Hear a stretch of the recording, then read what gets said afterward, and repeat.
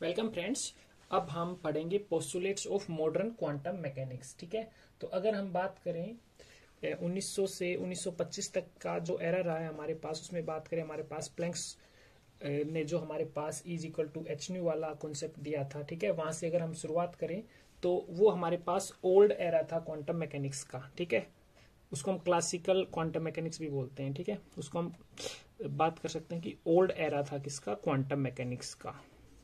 ठीक है, अब उसके बाद बात करें जब स्क्रोडिंजर इक्वेशंस आई, उससे अगर हम बात करें 1926 टू 1960 तक हम बोल सकते हैं ये हमारे पास क्या था, modern era of quantum mechanics. ठीक है, तो इसमें हमारे पास स्क्रोडिंजर इक्वेशन आई, हिजेनबर्ग कंसंट्रेटिव प्रिंसिपल आया।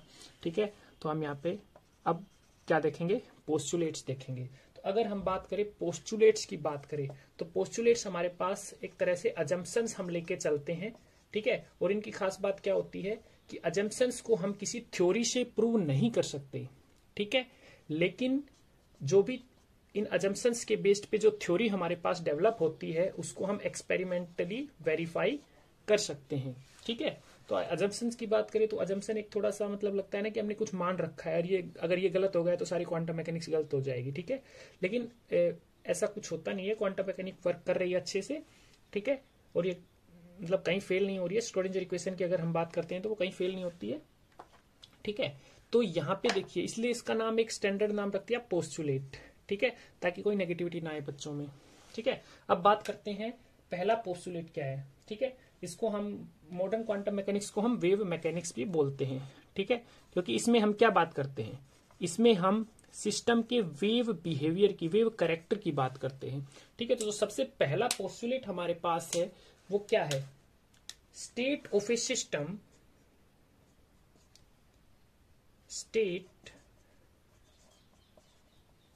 Of A system,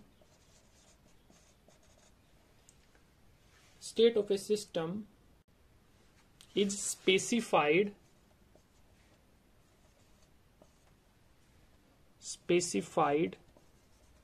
by a function। ठीक है, जो भी स्टेट होगी हमारे पास किसी भी सिस्टम की, लेट्स से हम हाइड्रोजन एटम की बात करते हैं। ठीक है, हाइड्रोजन एटम हमारे पास एक पार्टिकल हो गया। ठीक है, किसी पार्टिकल की भी बात कर सकते हैं। इसकी स्टेट की बात करें, इसकी क्या एनर्जी होगी, इसका क्या मोमेंटम होगा, क्या इसका एंगुलर मोमेंटम होगा। ठीक है, या फिर हम इलेक्ट्रॉन की बात कर रहे हैं। ठीक है, तो यहाँ पे जो स्टेट होगी किसी भी सिस्टम की वो किससे स्पेसिफाई की जाती है, एक फंक्शन से स्पेसिफाई की जाती है। उसको हम क्या बोलते हैं, cold wave function of system. ठीक है, उसको हम क्या बोलते हैं, वेव फंक्शन ऑफ सिस्टम। तो यहां पे हमने इस फंक्शन को वेव फंक्शन क्यों बोला, ठीक है, ये आप पढ़ भी चुके हैं पहले। बिकॉज ये क्या बताता है हमें, वेव फंक्शन, इसको हमने इसलिए बोला क्योंकि ये सिस्टम के वेव कैरेक्टर को डिस्क्राइब करता है। ठीक है, it is called wave function, it is called wave function because it describes wave character of system। ठीक है, अब अगर हम बात करें स्टेट को दोबारा मैं बता देता हूं एक बार। स्टेट में हम क्या बोल सकते हैं, स्टेट क्या होती है, all the information related to system, all the information related to system। जैसे कि हमें किसी भी सिस्टम की एनर्जी की बात करनी है, उसके मोमेंटम की बात करनी है, एंगुलर मोमेंटम की बात करनी है, तो सारी की सारी इंफॉर्मेशन हमें किससे मिलेगी, साई से मिलेगी। ठीक है, जो वेव फंक्शन होता है उसको हम साई से डिनोट करते हैं, रिप्रेजेंट करते हैं। ठीक है, वेव फंक्शन क्या हो जाता है हमारे पास, psi, because all the information related to system contains in this state of the system. ठीक है, रिलेटेड टू सिस्टम, जितनी भी इंफॉर्मेशन हमें सिस्टम से रिलेटेड चाहिए वो हमें साई से मिल जाएगी। ठीक है, अब अगर हम बात करना चाहें, किसी फ्री पार्टिकल की बात करना चाहें, चलो उससे पहले हम देखिए, दोबारा मैं एक बार इसको बोल देता हूं। जो स्टेट होगी किसी भी सिस्टम की वो किससे रिप्रेजेंट की जाएगी, उसके वेव फंक्शन से। ठीक है, अब देखिए नेक्स्ट आगे बढ़ते हैं।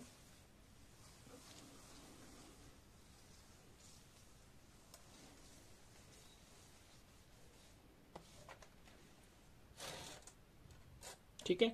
तो अब यहाँ पे देखिए, अगर हम बात करें, जैसे एक बार मैं पहले बता देता हूं, अगर हम बात कर रहे थे, अगर न्यूटोनियन मैकेनिक्स में हम बात करें, अगर हमें फोर्स का पता चल जाए, ठीक है, मास का पता चल जाए और इनिशियल कंडीशन का पता चल जाए, तो हम सिस्टम के बारे में सब कुछ बता सकते हैं। We can tell about all the dynamics of the system, ठीक है, सिस्टम की सारे के सारे एट्रीब्यूट्स के बारे में हम बता सकते हैं, ठीक है। इसी तरह क्वांटम मैकेनिक्स में हमारे पास क्या होता है, वेव फंक्शन होता है साई, ठीक है। तो वेव फंक्शन अगर हमें पता है तो हम सिस्टम के बारे में सारी जानकारी हासिल कर सकते हैं, मोमेंटम, एनर्जी, लीनियर मोमेंटम, ठीक है, एंगुलर मोमेंटम, ओके। तो अब बात करते हैं एक फ्री पार्टिकल की।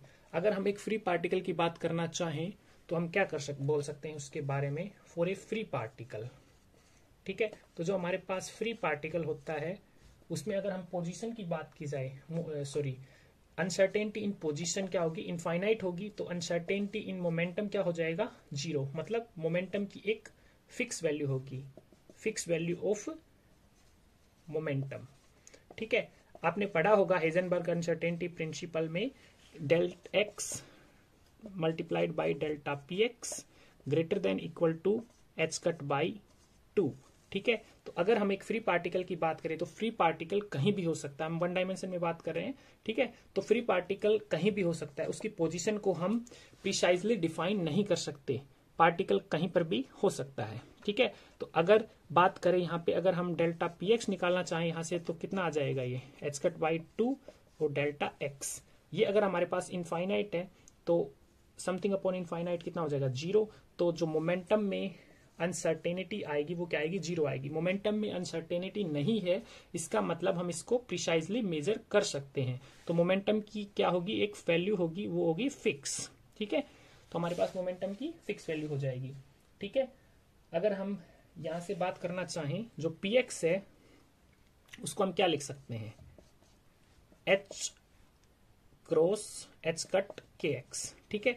तो जो मोमेंटम में अनसर्टेनिटी है वो जीरो है, तो इसमें भी अनसर्टेनिटी क्या हो जाएगी, जीरो हो जाएगी। Means H cut and uncertainty इन के एक्स जीरो, ठीक है। मोमेंटम में अनसर्टेनिटी जीरो मीन्स इसका मतलब क्या हो गई, के की भी हमारे पास एक फिक्स वैल्यू होगी। अनसर्टेनिटी जीरो का मतलब उस चीज को हम प्रिसाइजली मेजर कर सकते हैं, उसकी जो हम वैल्यू को मेजर करेंगे तो हमारे पास फिक्स वैल्यू आएगी, ऐसा नहीं कि कुछ भी आ जाएगी। जैसे कि पार्टिकल के केस में हमारे पास क्या हो रहा था, पार्टिकल की पोजीशन कहीं भी हो सकती है। लेट्स से हम ऐसे अज्यूम कर रहे हैं, ये एक्सिस ले रहे हैं, तो इस एक्सिस के अलावा पार्टिकल की पोजीशन यहाँ भी हो सकती है, यहाँ भी, यहाँ भी, यहाँ भी, यहाँ भी। मान लो ये माइनस इन्फिनिटी से लेकर इन्फिनिटी तक है हमारे पास, ये ओरिजिन ले लेते हैं, तो पार्टिकल की पोजीशन यहाँ से लेकर कहीं पर भी हो सकती है इस एक्सिस के अलावा, ठीक है। लेकिन जब हमारे पास किसी भी क्वांटिटी के अंदर अनसर्टेनिटी जीरो आती है, जब अनसर्टेनिटी जीरो आती है तो उस क्वांटिटी की वैल्यू फिक्स होगी। लेट्स अगर अनसर्टेनिटी पोजीशन में मान लो जीरो है, तो पार्टिकल की पोजीशन ये भी या तो ये होगी या ये होगी, हो कुछ भी सकती है, लेकिन एक फिक्स वैल्यू होगी। उसके बारे में हम ये नहीं बोलेंगे कि हमें नहीं पता, ठीक है, हम उसकी वैल्यू निकाल पाएंगे, ठीक है। अब देखिए, तो के डेल्टा के एक्स जीरो आ गया, इसका मतलब के की एक फिक्स वैल्यू आ गई। के की फिक्स वैल्यू का मतलब वेवलेंथ की हमारे पास फिक्स वैल्यू आ गई, ठीक है।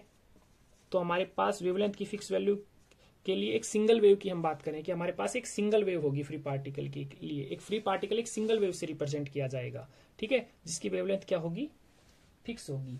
तो इसलिए हमें सिंगल पार्टिकल को एक वेव पैकेट से रिप्रेजेंट करने की जरूरत नहीं है, सिंगल पार्टिकल को हम एक सिंगल वेव से रिप्रेजेंट कर सकते हैं। मीन्स ए फ्री पार्टिकल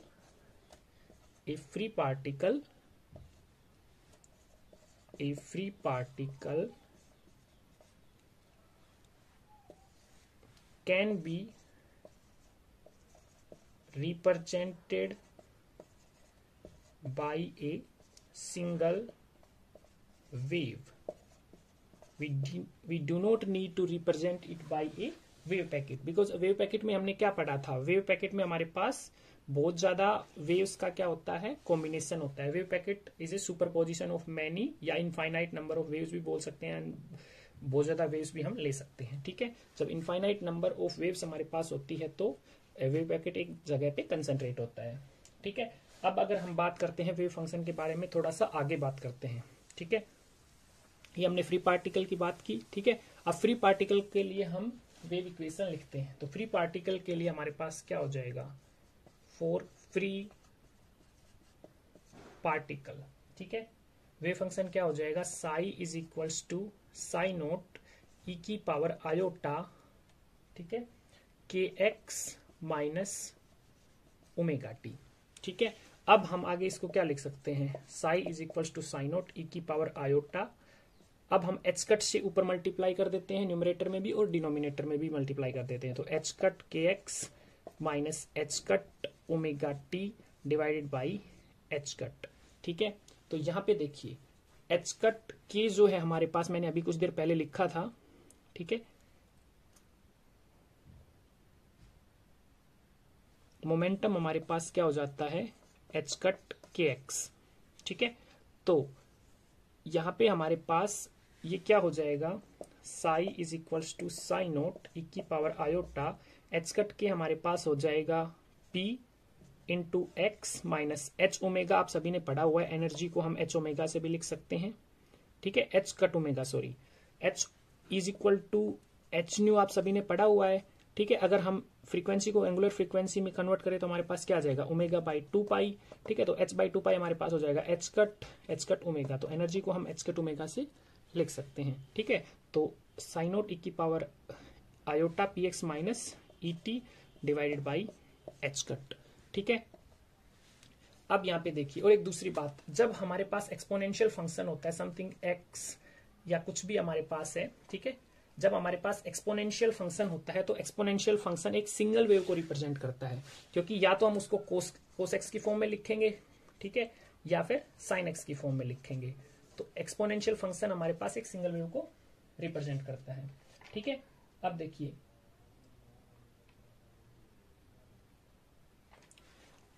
अब यहां से हम उसके बाद अगर देखना चाहें तो p x minus e t divided by h cut आ गया। ठीक है, सो यही हमारे पास क्या हो जाएगी, वेव फंक्शन की फ्री पार्टिकल के लिए इक्वेशन हो जाएगी।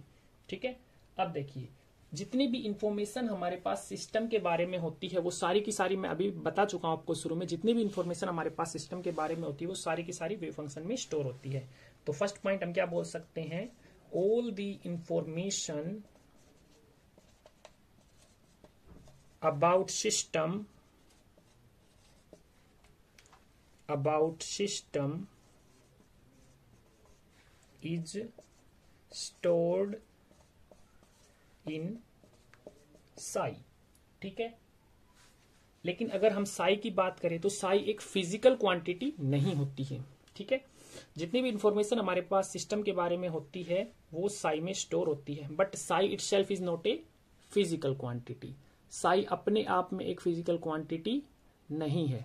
ठीक है, psi itself is not a physical quantity.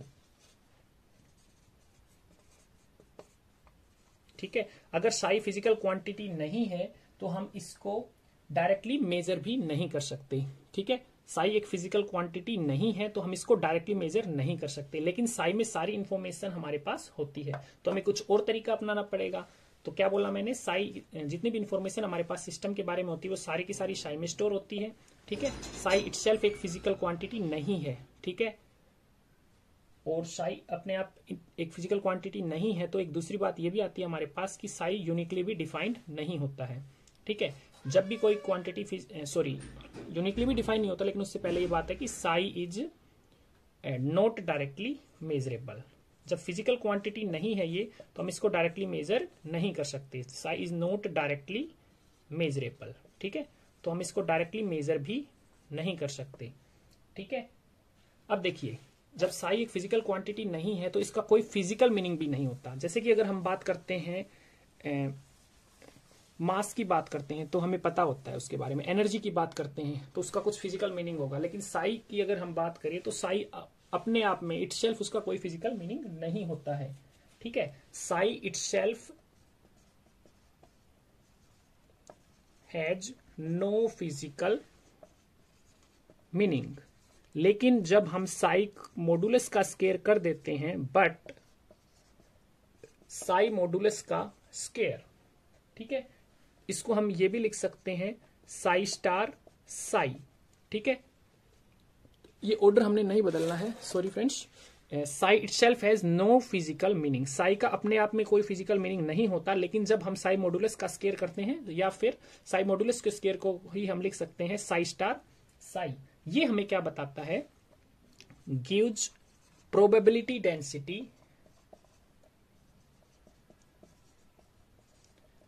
Of finding the particle.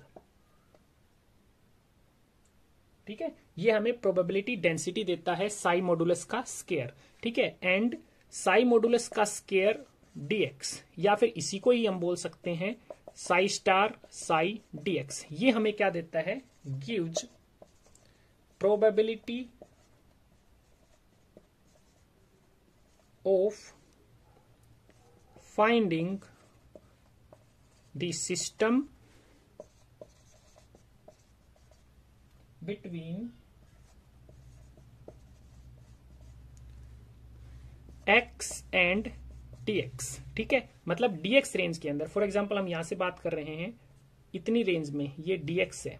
ठीक है, तो इस रेंज में हमें पार्टिकल के पाने की कितनी प्रोबेबिलिटी है, ये हमें साई मॉडुलस का स्केयर dx या फिर साई स्टार साई dx, इससे हमें पता चलेगा। ठीक है, तो ये हमारे पास फर्स्ट पोस्टुलेट हो गया। ठीक है, अब ये बात करें, जो ये इंटरप्रिटेशन है, जो ये व्याख्या है, ये मैक्स बोर्न ने दी थी 1926 में। He was a German physicist. ठीक है, 1926 में उसने इस बात को बताया कि अगर हम बात करें साई मॉडुलस का स्केयर या साई स्टार साई, ये हमें प्रोबेबिलिटी डेंसिटी देता है किसी भी पार्टिकल के पाने की, कि डेंसिटी कितनी होगी किसी पर्टिकुलर लोकेशन पे, या फिर साई मॉडुलस स्केयर dx या फिर साई स्टार साई dx, ये हमें प्रोबेबिलिटी देता है साई स्टार साई dx। ठीक है, ये हमें प्रोबेबिलिटी देता है पार्टिकल के पाने की कितनी रेंज में, x एंड dx के बीच में।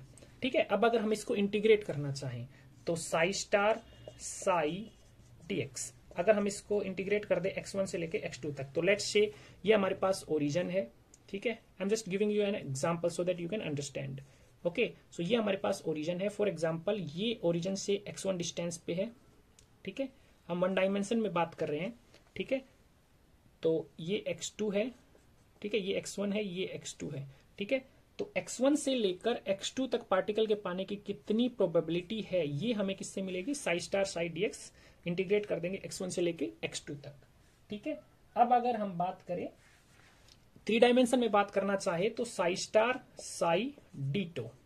ठीक है, अब जितने स्पेस में अगर हम इसको सिर्फ इतना लिख देंगे साई स्टार साई डीटो, ठीक है, इसको हम दूसरे तरीके से ऐसे भी लिख सकते हैं साई मॉडुलस का स्केयर डीटो। तो ये हमें वॉल्यूम डीटो के अंदर पार्टिकल के पाने की कितनी प्रोबेबिलिटी है उसको बताएगा। ठीक है, तो अगर हम इसको कर दें किसी स्पेस में या किसी वॉल्यूम में कर दें, ठीक है, तो जितनी वॉल्यूम की हम बात करें उतने वॉल्यूम में हमें पार्टिकल के पाने की कितनी प्रोबेबिलिटी है। लेकिन अगर मैं इसको कर दूं सारे स्पेस के लिए, सारे स्पेस में जितनी भी वॉल्यूम है, ठीक है, उस सब के लिए मैं बात करूं तो पूरे स्पेस में पार्टिकल कहीं ना कहीं तो मिलेगा, माइनस इन्फिनिटी से इन्फिनिटी तक पार्टिकल कहीं ना कहीं तो मिलेगा। तो अगर हम बात करें पूरे स्पेस की, सो साई मॉडुलस का square d tau in the whole space, ये हमारे पास 1 हो जाएगा। पार्टिकल स्पेस के अंदर ही कहीं ना कहीं होगा। ठीक है, प्रोबेबिलिटी जो होती है मैक्सिमम 1 होती है। ठीक है, तो यहां तक हो गया। अब हम बात करते हैं सेकंड पोस्टुलेट की। ठीक है, आई होप आपको सब कुछ समझ में आया होगा। अब बात करते हैं हम सेकंड पोस्टुलेट की। ठीक है, तो सेकंड पोस्टुलेट हमारे पास क्या है, ऑल फिजिकल क्वांटिटीज, जितनी भी फिजिकल क्वांटिटीज होती है हमारे पास, ऑल फिजिकल क्वांटिटीज, ठीक है, जितनी भी फिजिकल क्वांटिटीज होती है उनको हम क्वांटम मैकेनिक्स में ऑब्जर्वेबल बोल देते हैं। ठीक है, उनको हम क्या बोल देते हैं, ऑब्जर्वेबल। ठीक है, आपने ये नाम जरूर सुना होगा, ऑब्जर्वेबल्स। ठीक है, जितनी भी फिजिकल क्वांटिटीज हमारे पास होती है क्वांटम मैकेनिक्स में हम उनको अलग तरह से रिप्रेजेंट करते हैं। All physical quantities in quantum mechanics are represented by, कैसे रिप्रेजेंट करते हैं हम उनको, मैथमेटिकल ऑपरेटर से, are represented by mathematical operators. ठीक है, जितनी भी फिजिकल क्वांटिटीज हैं हम उनको मैथमेटिकल ऑपरेटर से रिप्रेजेंट करते हैं, ठीक है। विच आर, जो मैथमेटिकल ऑपरेटर्स होते हैं वो क्या होते हैं, लीनियर भी होते हैं और हर्मिशन भी होते हैं। Which are linear and Hermitian, ठीक है। अब यहाँ पे एक बात है, आप सभी को अगर क्वांटम मैकेनिक्स को अच्छे से समझना है, ठीक है, तो आपको मैट्रिक्स वाला टॉपिक बिल्कुल क्लियर होना चाहिए और स्पेशल फंक्शन भी आपको अच्छे से आने चाहिए, वरना आपको कंफ्यूजन ही रहेंगे, ठीक है। तो अब हर्मिशन मैट्रिक्स की एक खास बात क्या होती है कि इसकी आइगन वैल्यूज क्या होती है, रियल होती है, ठीक है। तो हम सेकंड पोस्टुलेट की बात करें तो सेकंड पोस्टुलेट क्या है, ऑल फिजिकल क्वांटिटीज, जिसको हम क्वांटम मैकेनिक्स में ऑब्जर्वेबल्स भी बोलते हैं, in quantum mechanics are represented by mathematical operators which are linear and Hermitian. तो अगर हम एक फ्री पार्टिकल की बात करें, अब यहाँ पे हम जैसे कि अगर मैं बात करना चाहूं मोमेंटम की बात करना चाहूं तो मोमेंटम ऑपरेटर हमारे पास क्या हो जाएगा, minus I H cut del by del x, ठीक है। एनर्जी ऑपरेटर की बात करना चाहे तो हमारे पास हो जाएगा i H cut del by del T, ठीक है। तो यहाँ पे अब मैं एक दो आपको डिराइव करके दिखा देता हूं, ठीक है। तो हर फिजिकल क्वांटिटी के कोरस्पॉन्ड हमें क्या मिलेगा, मैथमेटिकल ऑपरेटर मिलेगा, ठीक है। और फिर हम क्या करेंगे, मैथमेटिकल ऑपरेटर को वेव फंक्शन के साथ ऑपरेट करा के फिर हम प्रोबेबिलिटी वगैरह जो भी हमें जानकारी चाहिए हम उन सभी जानकारियों को हासिल करेंगे, ठीक है। तो अब बात करते हैं, अब एक दूसरा, अब हम फ्री पार्टिकल की बात करते हैं, ठीक है। फॉर फ्री पार्टिकल तो मैंने इक्वेशन लिखी थी वेव इक्वेशन फ्री पार्टिकल की, तो वो क्या हो जाएगी हमारे पास, psi is equals to psi naught e की power iota P x minus e t divided by h cut, ठीक है। अब देखिए अगर मैं यहां पे इस वेव फंक्शन को टाइम के साथ डिफरेंशिएट कर दूं तो हमारे पास क्या आएगा, so del by del t of psi, तो ये पूरा psi not as it is आएगा, और ई की पावर हमारे पास जो है ई की power iota P x minus C T upon H cut, ये हमारे पास एक्सपोनेंशियल फंक्शन है, तो एक्सपोनेंशियल फंक्शन का डिफरेंशिएशन एक्सपोनेंशियली आता है, तो साई नोट और इसके साथ एक्सपोनेंशियल जो मल्टीप्लाई में है ये वापस सेम आ जाएगा। तो मैं यहाँ पे इसको साई लिख देता हूँ, पहले हमारे पास साई आ जाएगा, फिर हम ई की पावर वाला जो हिस्सा है उसको डिफरेंशिएट करेंगे, तो टाइम के रेस्पेक्ट में डिफरेंशिएट करेंगे तो आयोटा तो बाहर ही आ जाएगा, ठीक है, आयोटा तो पहले ही बाहर आ जाएगा। अब हम टाइम के रेस्पेक्ट में कर रहे हैं ई इंटू टी को, तो माइनस भी आएगा, ठीक है, ई भी आ जाएगा, इसको डिफरेंशिएट करेंगे मतलब एक तरह से आयोटा बटे एच कट, ठीक है, P x minus e T, इसको टाइम के रेस्पेक्ट में डिफरेंशिएट करेंगे तो आयोटा बटे एच कट आ जाएगा, ठीक है, फिर माइनस एक्स ये तो जीरो हो जाएगा, माइनस ई टी का डिफरेंशिएट करेंगे टाइम के रेस्पेक्ट में तो माइनस ई बाहर आ जाएगा, तो माइनस ई आ जाएगा बाहर, ठीक है।